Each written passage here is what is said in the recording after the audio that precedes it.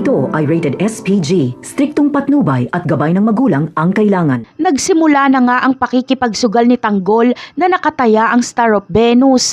Akala ng may-ari ng pasugalan ay panalo na sila dahil napakaganda ng kanilang baraha.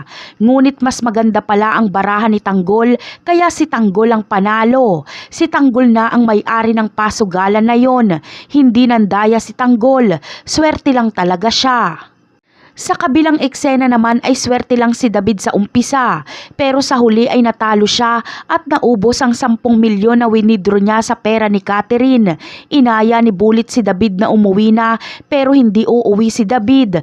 Magwi-withdraw ulit siya ng pera at maghahanap ng ibang pasugalan. Hindi na siya babalik sa unang pinuntahan niyang pasugalan dahil malas daw siya doon.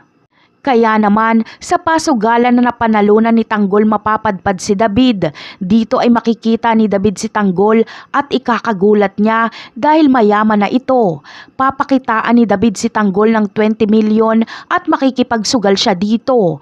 Alam ni Tanggol na galing sa masama ang pera ni David kaya papatulan niya ito. Pero ang problema ay wala silang dalang malaking cash. Kaya naman, ang Star of Venus na naman ang itataya ni Tanggol. Maiisa ni Tanggol si David dahil ang Star of Venus na dala nila Tanggol ay peke ito. Ang tunay na diamante ay nakatago sa mansyon ni Divina. Gumawa si Divina ng replika ng diamante para na rin kung sakaling makuha ito sa kanila ay peke ang makukuha. Kaya kahit mapunta pa kay David ang Star of Venus ay baliwala dahil wala itong halaga. Napakarami pa nating dapat abangan sa mga susunod na episode. Paalam!